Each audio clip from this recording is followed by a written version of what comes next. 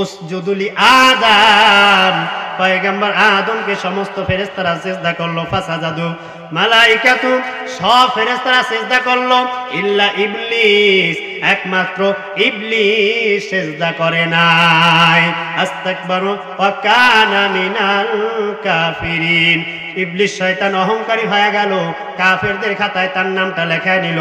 এ দুনিয়ার মুসলমান, আল্লাহ পাক রব্বুল আলামিন পয়গম্বর আদমকে বানাইয়া সর্বপ্রথম তাকে খানার ব্যবস্থা করেন নাই, তার ঘুমানোর ব্যবস্থা করেন নাই, তার আরামায়েশের ব্যবস্থা করেন নাই। আল্লাহ তাআলা সর্বপ্রথম তাকে শিক্ষা দিবেন। কি দিবেন? জোরে বলেন, কি দিবেন? শিক্ষা দিবেন। কারণ যার মধ্যে শিক্ষা নাই সে মানুষ হইতে পারে না। শিক্ষা প্রয়োজন। আগে ইলমে ওহীর জ্ঞান অন্তরের মধ্যে থাকতে হবে। আল্লাহ প্রদত্ত জ্ঞান যদি যেই অন্তরে আছে সেই প্রকৃত মানুষ। বুঝাইতে পারলাম? আল্লাহ তো আগে বনি আদম বানাইয়া খাওয়ার জন্য বানান নাই, খানা দেন নাই, আগে যে আগে খাও এটা দিছেন। আগে তো ঘুমানোর জন্য দেয় নাই, আগে তার স্ত্রীকে দেন নাই, আগেই তাকে শিক্ষা দান করছেন। আগে শেখো তারপর। এ দুনিয়ার মুসলমান, আল্লাহ পাক রব্বুল আলামিন তাকে শিক্ষা দেওয়ার পর এইবার ডাক দিয়া বলেন, উসকুন আনতা ওয়া যাওজুকাল জান্নাত ওয়া কুলা রাগাদান হাইযু শি'তুমা ফালা তাকরাবা হাযিহিশ শাজারা ফাতাকুনা মিনাল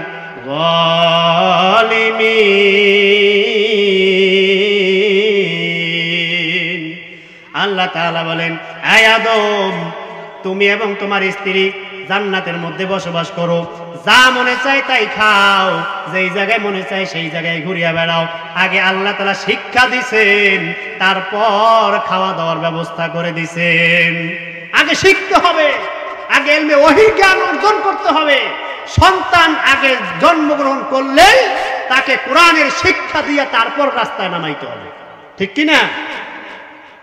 এ দুনিয়ার মুসলমান, সুতরাং আয়াত থেকে স্পষ্ট হয়ে গেল আল্লাহ পাক রব্বুল আলামিন আমাদেরকে আগে শিক্ষা অর্জন করার জন্য তাকিদ দেন। পয়গম্বর আরবি নবী মুহাম্মদুর রাসূলুল্লাহ সাল্লাল্লাহু আলাইহি ওয়াসাল্লাম বলেন, কুন আলেমান, তোমরা আলেম হও, আও মুতাআল্লিমান, আলেমের ছাত্র হয়ে যাও, আও মুস্তামিআন, আলেমের শ্রোতা হয়ে যাও, আও মুহিব্বান, আলেমকে মহব্বতকারী হও, লা তাকুন বিখামিসা লামিনাল খাসিরিন। 5 নাম্বারটা হইতে যাইও না, বেশি চালাকি তোমরা করিও না। যদি 5 নাম্বারটা হও, লামিনাল খাসিরিন, ধ্বংস হয়ে যাইবা। আলেম হও। তার মতো আমাকে কিছু কথা বলার মতো, আপনাদের শ্রবণ করার মতো আল্লাহ সুযোগ করে দিলেন। এজন্য নিয়ামতের শুকর আদার্থে মুসলমান হিসাবে ইমানের আওয়াজ উচ্চ কণ্ঠে সকলে কালিমাতু শুকর উচ্চারণ করি, আলহামদুলিল্লাহ। আল্লাহ পাক রব্বুল আলামিন এই দুনিয়াতে আমাদেরকে পাঠাইছেন তার গোলামির জন্য। ঠিক কিনা? আজকের এই জায়গায় কোরআনের মাহফিল হবে, কয়েকদিন পর্যন্ত মাইকিং, পোস্টারিং, লিফলেট বিতরণ হইতেছে। তারপরও এক শ্রেণী মানুষ, তাদের মধ্যে কোরআন শোনার জন্য যে আগ্রহ, সেটা নাই বললেই চলে। আজ এখানে যদি গানের মজলিস হইতো, গাজী কেন আপনাদের দিকে আছে? গাজী কেন নাই না? তারপরে ওরস যদি হইতো, এতক্ষণে এই জায়গাটা মোটামুটি ফিল আপ হয়ে যেত। যেহেতু এখানে কোরআনের বাগান, শয়তান কানের দড়ি লাগাইয়া বাস ওদিকে রাখছে সব। আপনাকে আমাকে মহব্বত করে আল্লাহ তাআলা পছন্দ করে এখানে আসার তৌফিক দান করছেন। যাই হোক, কিছু কথা বলবো, বাকি আল্লাহর ইচ্ছা। সময় খুব সংক্ষেপ। আল্লাহ পাক রব্বুল আলামিন এই দুনিয়াতে আপনাকে আমাকে পাঠাইছেন। বনি আদম আল্লাহ বানাইছেন। সর্বপ্রথম পয়গম্বর আদম আলাইহিস সালাতু ওয়াস সালামকে এই দুনিয়াতে আল্লাহ পাঠাইছেন, খলিফা হিসেবে নিযুক্ত করছেন। আল্লাহ পাক রব্বুল আলামিন আদমকে পাঠাইয়াই খানার ব্যবস্থা করেন নাই, তার ঘুমের ব্যবস্থা করেন নাই, তার আরাম আয়েশের ব্যবস্থা করেন নাই। আল্লাহ তাআলা সর্বপ্রথম শিক্ষার ব্যবস্থা করছেন। কিসের ব্যবস্থা? শিক্ষার ব্যবস্থা। কারণ যার মধ্যে শিক্ষা নাই সে প্রকৃত মানুষ হইতে পারে না। মানুষ তখনই প্রকৃত মানুষ হবে যখন তার মধ্যে ইলম ওয়াহির জ্ঞান থাকবে।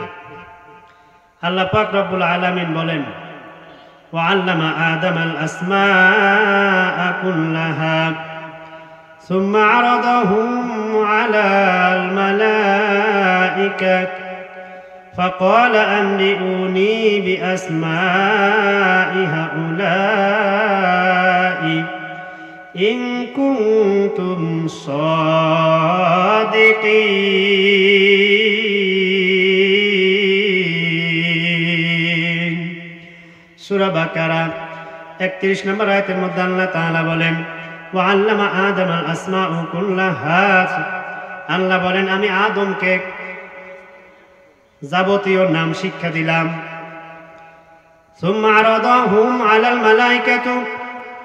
এরপর ফেরেশতাদের সামনে সেই সমস্ত বস্তু স্থাপন করলাম। আল্লাহ তাআলা বলেন, فقال أنبئوني بأسماء هؤلاء। এই ফেরেশতারা তোমরা এই নামগুলা বলো যদি ইন কুনতুম সাদিকিন তোমরা সত্যবাদী হয়ে থাকো। মুফাসসির কেরাম আয়াতের ব্যাখ্যায় বলেন, আল্লাহ পাক রব্বুল আলামিন পয়গম্বর আদমকে যে খলিফা হিসেবে নিযুক্ত করবেন এই কথা ঘোষণা করার পর ফেরেশতারা ডাক দিয়ে বলে, মালিক খলিফা নিযুক্ত করার কি দরকার? আপনার প্রতিনিধি আপনি দুনিয়াতে আগে পাঠাইছিলেন জিন জাতিকে, তারা গিয়া মারামারি কাটাকাটি বিভিন্নভাবে ফিতনা ফাসাদ সৃষ্টি করছে, তারা কি এত সুন্দর মতো জীবন যাপন করে নাই, তা আপনি আবার কিসের জন্য পুনরায় প্রতিনিধি পাঠাইবেন? আমরাই তো আপনার গুণকীর্তন করি, আমরাই তো আপনার ইবাদত বন্দি করি, কি দরকার? আল্লাহ পাক রব্বুল আলামিন যে ঘোষণা করছিলেন, ইন্নী আ'লামু মা লা তা'লামুন। এ ফেরেশতারা আমি আল্লাহ যা জানি তোমরা তা জানো না। আল্লাহ পাক রব্বুল আলামিন পয়গম্বর আদমকে বানাইয়া সব কিছুর নাম শিক্ষা দিলেন। সব কিছুর নাম শিক্ষা দিয়া আল্লাহ পাক রব্বুল আলামিন এইবার ডাক দিয়া বলেন, এ ফেরেশতারা রে উসজুদু লি আদম, আদমকে সিজদা করো। ফেরেশতারা ডাক দিয়ে বলে, মালিক আদমকে সিজদা করবা, আদমকে আমাদের চাইতে সম্মানিত। তখন আল্লাহ তাআলা সমস্ত ফেরেশতাদেরকে বিভিন্ন বস্তুর বিভিন্ন কিছুর নাম জিজ্ঞাসা করলেন, এই নামগুলো উপস্থাপন করলেন, বস্তু উপস্থাপন করিয়া বলে এগুলার নাম তোমরা বলো। তখন তারা ডাক দিয়া বলে, সুবহানাকা লা ইলমা লানা ইল্লা মা আল্লামতানা ইন্নাকা আনতাল আলিমুল হাকীম।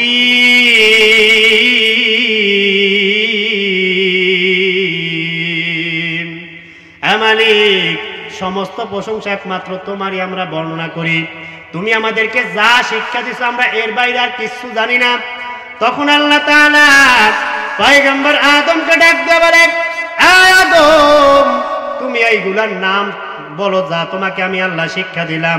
পয়গম্বর আদম তখন ডাক দিয়া বলে, তুমি হইলা জিব্রাইল, তোমার দায়িত্ব এইটা, তুমি মিকাইল, তোমার দায়িত্ব এইটা, তুমি ইসরাফিল, তোমার দায়িত্ব এইটা, এইটা গাছ, এইটা তরুলতা, এইটা পাহাড়, এইটা নদী, এইটা পুকুর, এইটা খাল।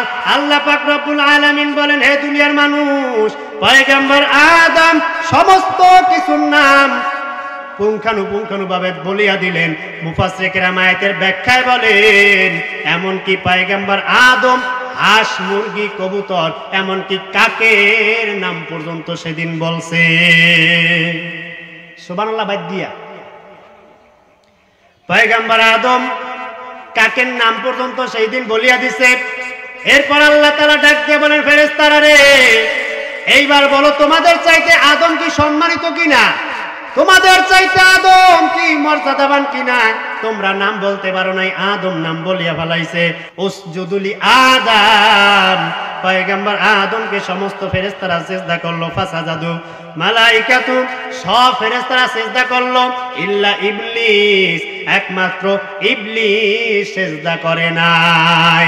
আস্তাকবারু ওয়া কানা মিনাল কাফিরিন, ইবলিস শয়তান অহংকারী হয়ে গেল, কাফেরদের খাতায় তার নামটা লেখায় নিল। এ দুনিয়ার মুসলমান, আল্লাহ পাক রব্বুল আলামিন পয়গম্বর আদমকে বানাইয়া সর্বপ্রথম তাকে খানার ব্যবস্থা করেন নাই, তার ঘুমানোর ব্যবস্থা করেন নাই, তার আরামায়েশের ব্যবস্থা করেন নাই। আল্লাহ তাআলা সর্বপ্রথম তাকে শিক্ষা দিবেন। কি দিবেন? জোরে বলেন, কি দিবেন? শিক্ষা দিবেন। কারণ যার মধ্যে শিক্ষা নাই সে মানুষ হইতে পারে না। শিক্ষা প্রয়োজন। আগে ইলমে ওহীর জ্ঞান অন্তরের মধ্যে থাকতে হবে। আল্লাহ প্রদত্ত জ্ঞান যদি যেই অন্তরে আছে সেই প্রকৃত মানুষ। বুঝাইতে পারলাম? আল্লাহ তো আগে বনি আদম বানাইয়া খাওয়ার জন্য বানান নাই, খানা দেন নাই, আগে যে লাগে খাও এটা দিছেন। আগে তো ঘুমানোর জন্য দেয় নাই, আগে তার স্ত্রীকে দেন নাই, আগেই তাকে শিক্ষা দান করছেন। আগে শেখো তারপর। এ দুনিয়ার মুসলমান, আল্লাহ পাক রব্বুল আলামিন তাকে শিক্ষা দেওয়ার পর এইবার ডাক দিয়া বলেন, উসকুন আনতা ওয়া যাওজুকাল জান্নাত ওয়া কুলা রাগাদান হাইযু শি'তুমা ফালা তাকরাবা হাযিহিশ শাজারা ফাতাকুনা মিনাল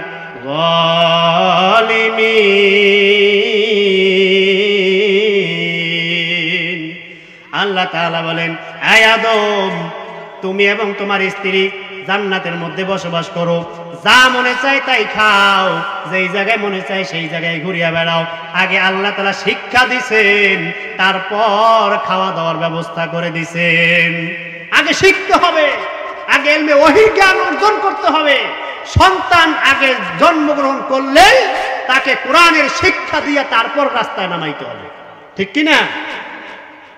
হে দুনিয়ার মুসলমান, সুতরাং আয়াত থেকে স্পষ্ট হয়ে গেল আল্লাহ পাক রব্বুল আলামিন আমাদেরকে আগে শিক্ষা অর্জন করার জন্য তাকিদ দেন।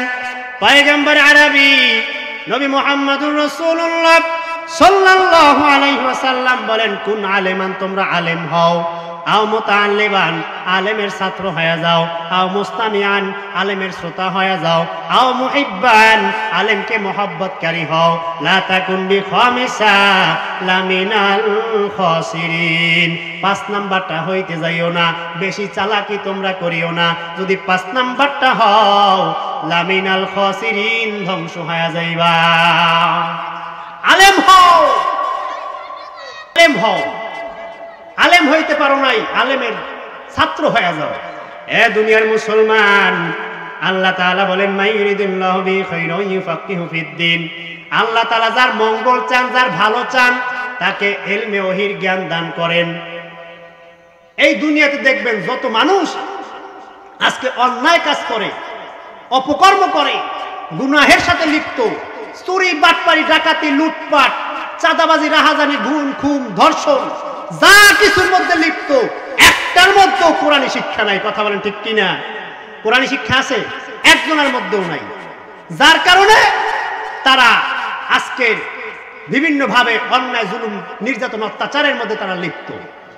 বাংলার দেশে আপনি তাকায় দেখবেন, স্বাধীনতার পর থেকে আজ পর্যন্ত এই 53 বছরে যারা এই দেশের ধন সম্পদ লুটে পেটে খালো, একজনও কিন্তু মাদ্রাসার তলেব এলেম নয়, আলেম ওলামা না, ঠিক কিনা? একজন যারা আপনার হাজার হাজার শত কোটি টাকা বিদেশে পাচার করলো, তাদের মধ্যে একজনও কোরআনের আলেম নাই। আছে? যত আপনার খুন, ধর্ষণ হইতেছে, এদের মধ্য থেকে একজনও কোরআনের আলেম নাই, একজনও মাদ্রাসার ছাত্র না। রিজার্ভ ব্যাংক লুটপাট করলো, চুরি করলো, তাদের মধ্যে কি মাদ্রাসার ছাত্র একজন আছে? আলেম আছে একজন? না। এর দ্বারা বোঝা গেল যত অন্যায়, যত অবিচার, যত গুনাহের কাজ, যত গর্হিত কাজ হয়, একমাত্র দুনিয়া শিক্ষায় শিক্ষিত তাদের দ্বারাই, ঠিক কিনা? কোরআনের জ্ঞানে যারা জ্ঞানী, যারা ইলমে ওহীর জ্ঞানে জ্ঞানী, তারা কোশ্চিন কেন চুরি, বাটপারি, ধর্ষণ এর মধ্যে যুক্ত হয় না। এ দুনিয়ার মানুষ, আল্লাহ পাক রব্বুল আলামিন বলেন, আল্লাহ তাআলা বনি আদমকে বানাইয়ে আগে আল্লাহ তাআলা শিক্ষা দান করলেন। শিক্ষিত হও, যেই শিক্ষার দ্বারা তোমার রবের পরিচয় পাওয়া যায়, সৃষ্টির পরিচয় পাওয়া যায়, সেই শিক্ষা অর্জন করো। আল্লাহ তাআলা বলেন, ইকরা বিসমি রাব্বিকাল্লাযী খলাক, পড়ো তোমার প্রভুর নামে যিনি তোমাকে সৃষ্টি করছেন।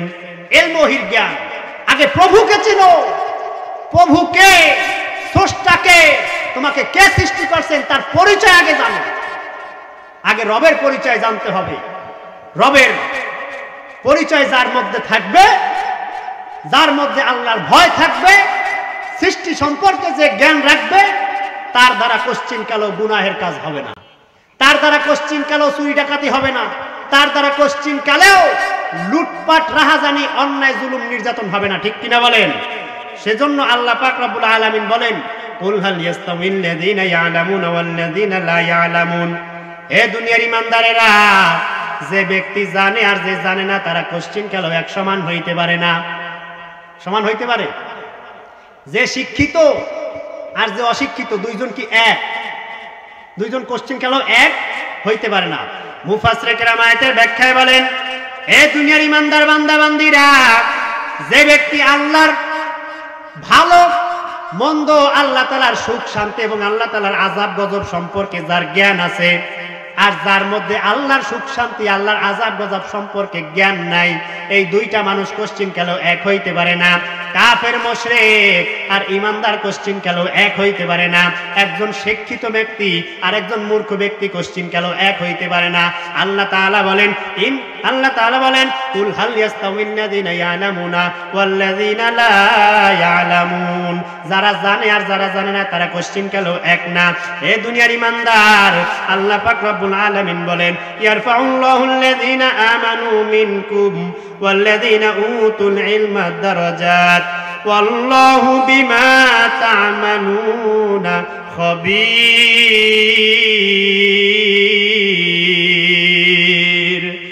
সূরা মুজাদালা 11 নম্বর আয়াতের মধ্যে আল্লাহ তাআলা বলেন, ইয়ারফাউল্লাহুল্লাযীনা আমানু মিনকুম, তোমাদের মধ্যে যারা ঈমান এনেছে, ওয়াল্লাযীনা উতুল ইলমা দারাজাত, যাদেরকে আমি আল্লাহ জ্ঞান দান করছি, যাদেরকে আমি আল্লাহ তাআলা ইলমে ওহীর জ্ঞান দান করছি, তাদের মর্যাদা আমি আল্লাহ তাআলা বাড়ায় দিলাম। আল্লাহ বলেন, ওয়াল্লাহু বিমা তা'মালুনা খাবীর।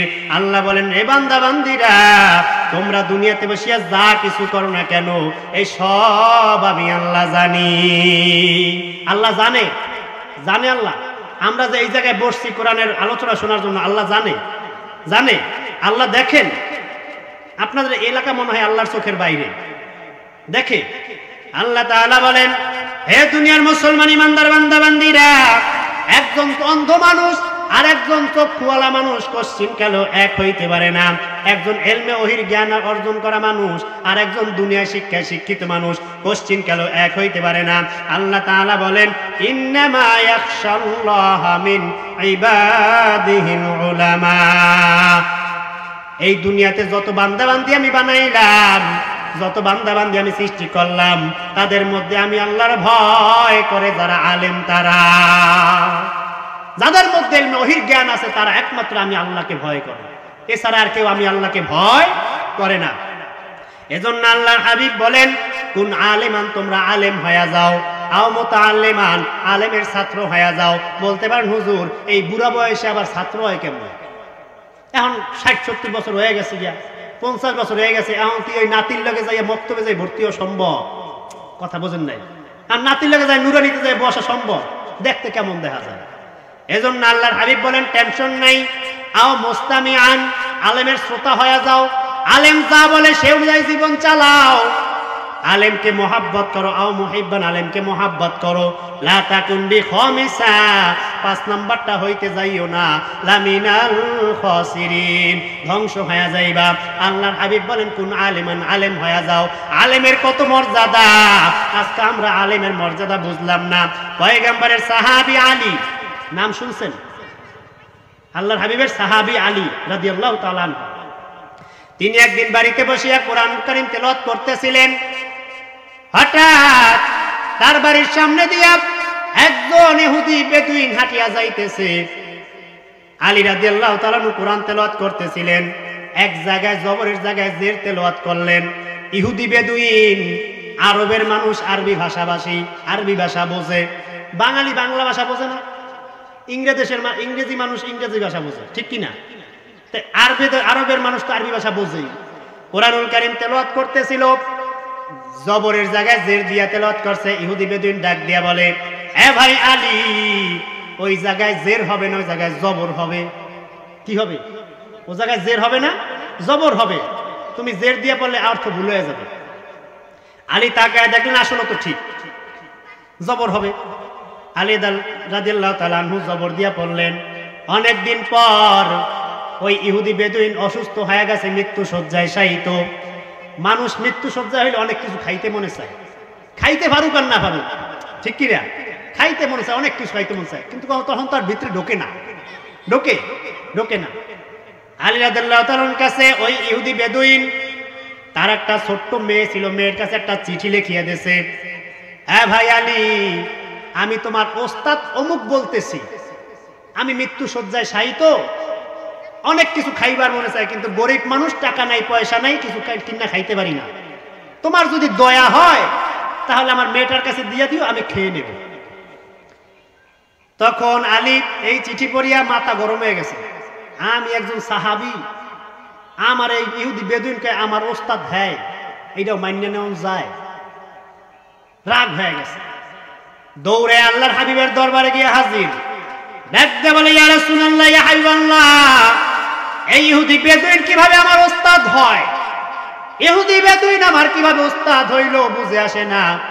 আল্লাহর হাবিব ডাক দিয়ে বলে, আলী আগে বিরক্ত হইও না, রাগ হইও না, ঘটনা কি বল, খুলিয়া বলো। আলী রাদিয়াল্লাহু তাআলা বলেন, আল্লাহর হাবিব, একদিন আমি ঘরে বসিয়া কোরআন পড়তেছিলাম, হঠাৎ জেরের জায়গায় জবরের জায়গায় জের দিয়া তেলাওয়াত করছি। ইহুদি আমাকে ডাক দিয়া বলে, ভাই জবর হবে, জের হবে না। তারপর সে চলিয়া গেছে। এখন অনেক দিন পরে চিঠি লিখিয়া পাঠাইছে, সে মৃত্যু শয্যায় শায়িত, অনেক কিছু খাইবার মনে চায়, টাকা নাই পয়সা নাই, তাই সাহায্য চাইছে যাতে আমি করে কিছু দেই। কিন্তু সে বলছে সে আমার ওস্তাদ, কিভাবে আমার ওস্তাদ হইল? আল্লাহর হাবিব ডাক দিয়া বলে, ভাই আলী রে, এই আলী, তোমার কি সেই দিনের কথা মনে আছে যেই দিন কাবুস কেল্লার দুর্গের দরজা নিয়ে তুমি জিহাদের ময়দানে যুদ্ধ করছিলা, খায়বারের যুদ্ধে? তোমার কি সেই দিনের কথা মনে আছে? তোমার সেই দিন আল্লাহ তাআলা কি পরিমাণ শক্তি দান করছিলেন? তুমি সেই শক্তি প্রয়োগ করিয়া কাবুস কেল্লার দুর্গর দরজা বাম হাতে নিয়ে, ডান হাতে না, বাম হাতে নিয়ে ঢাল হিসাবে ব্যবহার করিয়া তুমি যুদ্ধের ময়দানে যুদ্ধ করছো। এই আলী, তোমার কি সেই দিনের কথা মনে আছে? আলী ডাক দিয়া বলে, ইয়া রাসূলুল্লাহ, ইয়া হাবিবাল্লাহ, হ্যাঁ আমার মনে আছে। আল্লাহর হাবিব বলেন, আয় আলী, সেই দিন তোমাকে যেই পরিমাণ শক্তি দিছে, আল্লাহ তাআলা আজ যদি তোমাকে সেই পরিমাণ শক্তি দেয়, তোমার হাতে একটা তীর আর ধনুক দিয়া দেয়, এই তীর ধনুক তুমি সামনের দিকে নিক্ষেপ করবা, যত দূরে যায় উঠাইয়া পিছনের দিকে নিক্ষেপ করবা, যত দূরে যায়। এই আলী, উঠাইয়া ডানে নিক্ষেপ করবা, যত দূরে যায়, উঠাইয়া বামে নিক্ষেপ করবা, যত দূরে যায়, উঠাইয়া উপরের দিকে নিক্ষেপ করবা, যত দূরে যায়। বিরাট একটা বাউন্ডারি হয়ে গেল। এই বিরাট বাউন্ডারি তুমি যদি একটা গোডাউনে পরিণত করো, আর এই পুরা গোডাউনটা যদি তুমি খাঁটি পিওর স্বর্ণ দিয়া বোঝাই করো, আয় আলী, এই খাঁটি পিওর স্বর্ণ বোঝাই কিন্তু গোডাউন যদি ওই তুমি ইহুদি বেদুইনকে দান করিয়া দাও, তারপর তোমাকে যে জবর শিক্ষা দিছে তার হক আদায় হবে না। এ দুনিয়ার বাবাজিরা, হে মুসলমান আল্লাহর বান্দারা, একটু ভালো মতো বোঝো। আল্লাহর হাবিব বলেন, আলী, এই গোডাউন বোঝাই করা স্বর্ণ যদি তুমি বেদুইনকে দিয়া দাও, তারপরও তোমাকে জবর শিখাইছে, সেই হক আদায় হবে না। আজকে তোমার সন্তানটাকে মক্তবে পড়াইলা, নুরানি মাদ্রাসায় পড়াইলা, হাফিজি মাদ্রাসায় পড়াইলা, নাতিপুতিটাকে পড়াইলা, এই ওস্তাদের সাথে একটু বেয়াদবি হয়ে গেলে তুমি গোষ্ঠী শুদ্ধ সব নিয়ে মাদ্রাসায় হাজির হয়ে যাও, তোমার মতো কপাল পোড়া আর কেউ হইতে পারে না। কি হক আদায় করছো? ওস্তাদের কি হক আদায় করলাম? আদায় করছি? ও মিয়া, ঘরে বসিয়ে সন্তান শাসন করতে গেলে তুই উল্টা পাল্টা হয়, মাঝে মাঝে হয় না? একটু থাপ্পড় জোরে দিয়ে ফেলাই, মাঝে মাঝে হয় কি হয় না? রাগের মাথায় একটু হয় না? ওস্তাদ একটু জোরে থাপ্পড় দিলে একালে গোষ্ঠী শুদ্ধ নেতা ফেতা খেতা যা আছে সব লইয়া মাদ্রাসা ঘেরাও করো। আছে না নাই? আছে না নাই? কেমন তুমি ওস্তাদের মর্যাদা দিলা? তোমার শরীরের রক্ত সব বেঁচিয়াও যদি দাও, তারপরে তো ওস্তাদের হক আদায় হবে না? হবে। আলী রাদিয়াল্লাহু তাআলা আনহুকে আল্লাহর হাবিব বলেন, এই খাঁটি পিওর স্বর্ণ বোঝাই করা গোডাউন সব যদি তুমি তাকে দিয়া দাও, তারপরও একটা জবর শিক্ষা দিয়েছে, তার হক তুমি আদায় করতে পারবা না। এর কপাল পোড়া মুসলমান, আজকে আমরা সেই আলেমের মর্যাদা বুঝতে পারলাম না, ঠিক কিনা? বুঝতে পারছি। এই জন্য আল্লাহর হাবিব বলেন, কোন আলেমান আলেম হয়ে যাও, পারো নাই আও মুতাআল্লিমান আলেমের ছাত্র হয়ে যাও। আলেমের কি হও? ছাত্র হও, ছাত্রের খাতায় নাম লেখাও। আল্লাহর হাবিব পয়গম্বর আরবি নবী মুহাম্মদুর রাসূলুল্লাহ সাল্লাল্লাহু আলাইহি সাল্লাম তালেবে ইলমের কি যে মর্যাদা, কি সম্মান আল্লাহ তাআলা আল্লাহর হাবিব সাল্লাল্লাহু আলাইহি সাল্লাম বলেন, আল্লাহর হাবিব বলেন একজন তালেবে ইলমের কি মর্যাদা। আল্লাহর হাবিব জানায় দেন, হে উম্মতের দল, একজন তালেবে ইলম যখন ঘর থেকে বের হয় ইলমে দ্বীন অর্জন করার জন্য, সে কোনো পথ অবলম্বন করলো, আল্লাহ তাআলা তাকে জান্নাতের পথ সমূহের মধ্যে একটা পথ আগায়া দিল। সুবহানাল্লাহ। বাজ্জায়া কোন পথ যদি অবলম্বন করে ইলমে দ্বীন অর্জন করার জন্য, তাহলে একটা জান্নাতের পথের মধ্যে একটা পথ অগ্রসর হয়ে গেল।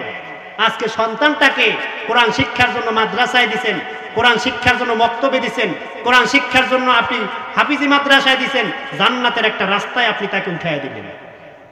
আর মাদ্রাসা না দিয়া কেজি স্কুলে নিয়ে দিছে, হাট্টিমা টিম টিম, মাঠে পারে টিম, খারা দুর্গসী, এই শিক্ষা আছে না নাই? আছে না নাই? এই সন্তান বড় হয়ে তো শিং দিয়ে তোমার গুতাইবেই, বুঝাইতে পারি নাই। এই সন্তান যখন শিখবে যে মাথায় খাড়া দুটো শিং, ও তখন ওই শিং দিয়ে তোমার বড় হইলে গুতাইবে, আসার উপায় নাই। আর সন্তানের কলেজায় তুমি যদি কোরআন শিক্ষা দিতে পারো, তুমি মৃত্যু শয্যায় শায়িত হয়ে গেলে সন্তান তোমার পাশে বসিয়া কোরআনুল কারীম তেলাওয়াত করবে, ঠিক কিনা? হে দুনিয়ার ইমানদার, আল্লাহর হাবিব বলেন একজন তালেবে ইলম যখন রাস্তা দিয়ে হাঁটে, তখন তার পায়ের নিচে ফেরেশতারা নূরের পর বিছায়া দেয়। একজন আলেমের জন্য আল্লাহর হাবিব বলেন ফেরেশতারা মাগফিরাতের দোয়া করতে থাকে, এমনকি সমুদ্রের মাছ পর্যন্ত তার জন্য দোয়া করে। আপনার সন্তানের জন্য, আপনার নাতির জন্য, আপনার বাচ্চার জন্য ফেরেশতারা দোয়া করে, মাগফিরাতের জন্য দোয়া করে, তার বরকতের জন্য দোয়া করে। চিন্তা করতে পারেন মুসলমান, চিন্তা করতে পারেন। আচ্ছা, কোন শিক্ষায় আর আছে যে সেই শিক্ষা অর্জন করলে ফেরেশতারা দোয়া করবে? আছে। কিন্তু আজকের বর্তমান জামানায় আজকে সন্তানদেরকে কোরআন শিক্ষার জন্য উৎসাহিত হয় না, গান শিক্ষা দেওয়ার জন্য মাস্টার রাখে 3টা, কথা বলেন না। তারপরে নাচ শিক্ষা দেওয়ার জন্য মাস্টার রাখে 3টা, কোরআন শিক্ষার জন্য কোনো গুরুত্ব নাই। সকালবেলা মক্তবে হুজুর পড়াইবে, হে মাইকে বলায়, এই মক্তব পড়ার জন্য তাড়াতাড়ি আসো, কথা কন না। অথচ স্কুল কলেজ ভার্সিটিতে আজ পর্যন্ত মাইক লয়ে বলাইছে তোমরা ক্লাসে আহো। হুজুর এত দায় ঠাকছে, হ্যাঁ মাইক লয়ে বলাইতে হইবে, এত দায় ঠেকছে হুজুরে। 2-1 দিন না বলাইলে হুজুর আজকে বলাইলেন না কা, কথা কন ঠিক কিনা? আপনাদের এলাকায় ডাকে সকালবেলা মক্তবে ডাকে? এমিয়া কোরআন কি এতটাই অমূল্যহীন হয়ে গেল যে মাইক দিয়ে ডাইকে ভরে পড়ান লাগবো? আপনার সন্তান আপনি কোরআন শিক্ষা দেওয়ার জন্য আপনার কোনো গুরুত্ব নাই? জান্নাতে কি পেট ডলতে ডলতে যাইবেন? হুজুরে একলা দায় ঠেকছে, হ্যাঁ মসজিদে রাখছেন 5,000 টাকা বেতন দেন, হে একটা জন্মের দায় ঠেকছে, আমের একটা সন্তানরে কোরআন শরীফ শিখানোই লাগবে, হ্যাঁ বলাইয়া এত দায় ঠেকছে হুজুরে। আপনার সন্তান, আপনার যদি ইলমে দ্বীন শিক্ষা দেওয়ার জন্য আপনার গুরুত্ব থাকে, কিয়ামতের ময়দানে যদি এই সন্তানের দ্বারা জান্নাত পাইতে হয়, তাহলে আপনাকেই ওরে আগে ভাগে উঠাইয়া মসজিদে পাঠাইতে হবে, ঠিক কিনা? আগে ভাগে উঠাইয়া বক্তব্যে পাঠাইতে হবে, মাদ্রাসায় পাঠাইতে হবে। আপনার গরজে হুজুর কি লেগে মাইক দিয়ে ডাক দিব? এ দুনিয়ার মুসলমান, আল্লাহর হাবিব সাল্লাল্লাহু আলাইহি সাল্লাম ডাক দিয়া বলেন, এই উম্মতেরা রে, ইলমে ওহির জ্ঞানের এত মূল্য যে ব্যক্তি যে ইলমে ওহির জ্ঞান অর্জন করার জন্য রাস্তায় নামিয়া পড়ে, আল্লাহর নূরের ফেরেশতারা তার পায়ের নিচে পর বিছায়া দেয়। বাগদাদের নিজামউদ্দিন নিজামিয়া মাদ্রাসায় অনেক ছাত্র লেখাপড়া করত, তার মধ্যে একটা ছাত্র খুব মেধাবী, পড়ালেখা পারে অনেক সুন্দর, ভালো। আছে না ক্লাসের মধ্যে যে অল্পতেই পড়া ধরতে পারে, খুব চেতা বেরেন, অনেক আছে ছাত্রছাত্রী। তখন ওই ছাত্র প্রতিদিন ক্লাসে সবার শেষে আসে। কখন আসে? শেষে। আইসা পিছনে বসে। ভালো ছাত্র যদি ক্লাসের পিছে বসে তখন ওস্তাদরে পড়াইয়া মজা লাগে না। যদি ভালো ছাত্র বসে তখন পড়াইয়া একটু মজা পাওয়া যায়। তখন ওই ওস্তাদ ডাক দিয়ে বলে, এই বাবা তুমি প্রতিদিন আসিয়া পিছনে বসো, সবার লাস্টে আসো ক্লাসে, ব্যাপারটা কি? তুমি এত ভালো ছাত্র, তুমি আগে আগে আসবা, আইসা সামনে বসবা। ঠিক আছে হুজুর, আগামী দিন থেকে ইনশাল্লাহ আইসা সামনে বসবো। প্রতিদিন হুজুরের সাথে ওয়াদা করে, কিন্তু প্রতিদিন তার আসতে লেট হয়ে যায়। সে আসিয়া সবার বেঞ্চের পিছনের বেঞ্চে বসে। হঠাৎ একদিন ওস্তাদ ডাক দিয়া বলে, হে ছাত্র, প্রতিদিন তুমি আমার সঙ্গে ওয়াদা করো আসিয়া তুমি সামনের বেঞ্চে বসবা, কিন্তু তুমি পারো না। প্রতিদিন আসিয়া তুমি সবার শেষে পিছনের বেঞ্চে বসো, কারণটা কি? ঘটনাটা কি আমাকে একটু বলো। তখন ওই ছাত্র ডাক দিয়া বলে, এই হুজুর, আমি প্রতিদিন সকালবেলা সবার আগে ঘর থেকে বের হয়ে যাই মাদ্রাসায় আসার জন্য, সামনের বেঞ্চে বসার জন্য। আমি যখন ঘর থেকে বের হই, আমি যখন মাটিতে কদম ফালাই, তখন আমি তাকায় দেখি আমার পায়ের নিচে বিদ্যুতের মতো বিজলি চমকায়। কিসের মতো? বিদ্যুতের মতো বিজলি চমকায়। আল্লাহর হাবিব বলেন, তলেবে ইলম যখন রাস্তা দিয়ে হাঁটে তাদের পায়ের নিচে নূরের পর বিছায়া দেয় ফেরেশতারা। তখন ওই ছাত্র যখন হাঁটতো, ছাত্রের পাড়ার নিচে, পায়ের নিচে ফেরেশতাদের নূরের পরের উপর পাড়া পড়লে বিজলির মতো চমকায় উঠতো। এই ছাত্র অন্য কেউ নয়, ইমাম গাজালি। কে? ইমাম গাজালি রাহমাতুল্লাহি আলাইহি। আজকে তো ইমাম গাজালির মতো ছাত্রও নাই, আর সেরকম উস্তাদও এখন পাওয়া বড় মুশকিল। আজকে ছাত্র সব হচ্ছে বেয়াদব মার্কা। বাপ মাই বেয়াদব, ছাত্র আর কতদূর ভালো হইবে? এমে হারাম খাওয়াইয়া, হারাম উপার্জন করিয়া সেই ছেলে সন্তানকে হারাম খাওয়াইয়া আমি একটা বাইজিদ গোস্তামি বানাইয়া লাইবেন, ইমাম গাজালি বানাইয়া লাইবেন? এত সোজা? হ্যাঁ, এত সোজা? কোশ্চিন কালেও না। সুতরাং হালাল উপার্জন করতে হবে, হালাল খাইতে হবে, সন্তানটাকে হালাল খাওয়াইতে হবে। হারাম দিয়া কোশ্চিন কালেও ইলমে দ্বীন অর্জন হবে না। আজ পর্যন্ত একটু দেখাইতে পারছেন যারা সুদখোর, হ্যাঁ গো পোলাপান হাফেজ হইছে? দেখাইতে পারবেন? আমার জীবন আমি দেখি না, আমার বয়স এই পর্যন্ত। একটা ঘুষখোর, তার পোলা মুক্তি হইছে? দেখাইতে পারবেন? না। বদলা দিয়া খায়, রোজ আনে রোজ খায়, ভ্যান চালায় খায়, কৃষক শ্রমিক, তার ছেলে হাফেজ হয়েছে, মাওলানা হয়েছে, মুক্তি হয়েছে। হাজারো প্রমাণ আছে। হাল চাষ করিয়া খায়, ভ্যান চালায় খায়, অটো চালায় খায়, মানুষের বাড়িতে দিনমজুরি কাজ করে, তার সন্তান হাফেজ হয়েছে, আলেম হয়েছে।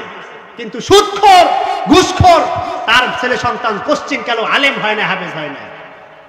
ইতিহাস নাই। এ দুনিয়ার মুসলমান, সেজন্য আল্লাহর হাবিব বলেন, কোন আলেমান, আলেম হয়ে যাও, আও মুতাআল্লিমান, আলেমের ছাত্র হয়ে যাও, আও মুস্তামিআন, আলেমের শ্রোতা হয়। আলেম যা বলে সে অনুযায়ী আমল করো। এই যে আপনি আলেমের শ্রোতা হয়েছে, আজকে এখান থেকে কোরআন হাদিসের বয়ান হবে, আপনি শুনবেন, সে অনুযায়ী আমল করবেন, আলেমের শ্রোতা হও। আও মুহিব্বান, আলেমকে মহাব্বত করো। আজকে আমরা আলেমকে মহাব্বত করি না, বরঞ্চ আলেমদের বিরুদ্ধে লাগতে পারলে ভালো লাগে। কেমনে হুজুরের দোষ ধরা যায়? হুজুর দিন বড় কাট দেয়, ব্যাপারটা কি? দাওয়াত আছে নাই? বোঝেন নাই? হুজুর একটু আস্তে আটে খাইছে মনে হয় জম্মের খাওয়া। হুজুরের জামাটা ইস্তারি করা থাকে, দেখছো বাপসাপ কি কথা, বোঝেন নাই? কয় কি কয় না? হুজুর মোড়ে সহ্যই হয় না। আছে না এক শ্রেণী? আছে না? আলেম ওলামা সহ্য হয় না। সুতরাং আসুন সন্তানটাকে আলেম বানাই। নিজে তো আলেম হইতে পারি নাই, কিয়ামতের ময়দানে যাতে করে সন্তানটাকে আলেম বানাইয়া আলেমের পিতা হিসেবে কিয়ামতের ময়দানে দাঁড়াইতে পারি। কারণ কিয়ামতের ময়দানে আজকে এই স্টেজ থেকে হাফেজদের পাগড়ি দেওয়া হবে, তাদের সম্মান। কিয়ামতের ময়দানেও তাদের সহ তাদের পিতামাতাদেরকেও আল্লাহ তাআলা নূরের টুপি পরাবেন। সুতরাং আপনিও আমিও যাতে করে একজন আলেমের পিতা হইতে পারি, একজন আলেমের পিতা হইতে পারি, একজন হাফেজের পিতা হইতে পারি, সেই চেষ্টা আমাদের সকলের থাকা উচিত। আসুন আমরা সকলেই ইলমে দ্বীন অর্জন করি। কারণ এই দুনিয়াতে আল্লাহ তাআলা পাঠাইছেন তার গোলামীর জন্য। ইলমে ওহী যদি জ্ঞান অর্জন না করি, কি আমল করব? কি আমল করব? সুতরাং এলমে বহির জ্ঞান অর্জন করি, তবেই প্রকৃত মানুষ হতে পারবো। দুনিয়ার পরীক্ষায় পাশ করাবার জন্য আমরা কত ব্যস্ত না? পরীক্ষায় এক সাবজেক্ট যদি খারাপ করে তাকে মায়ের দূর রাগ কত আমরা করি। একটা সাবজেক্ট ফেল করলে 3টে মাস্টার দেই তার প্রাইভেট। কিন্তু আখিরাতের পরীক্ষায় পাশ করার জন্য আমরা মোটেও চেষ্টা করি না। চেষ্টা করি আখিরাতে নাজাত পাওয়ার জন্য, সন্তান যাতে করে কোরআনের লাইনে চলে, সন্তান যাতে করে দ্বীনের পথে চলে, রসুলের আদর্শ অনুযায়ী জীবন চলে, ইসলামের পথে চলে, সেই জন্য আমরা মোটেও কোনো ভ্রুক্ষেপ নেই না। আমাদের সেই দিকে নেওয়া উচিত, তবেই আমাদের সন্তানগুলো সুসন্তান হিসাবে গঠন হবে। আল্লাহ আমাদের সকলকে আলেম হওয়ার, আলেমের পিতা হওয়ার এবং আলেমের শ্রোতা হইয়া, আলেমকে মহব্বতকারী হইয়া অন্ধকার কবরে যাওয়ার তৌফিক দান করুক। আমিন।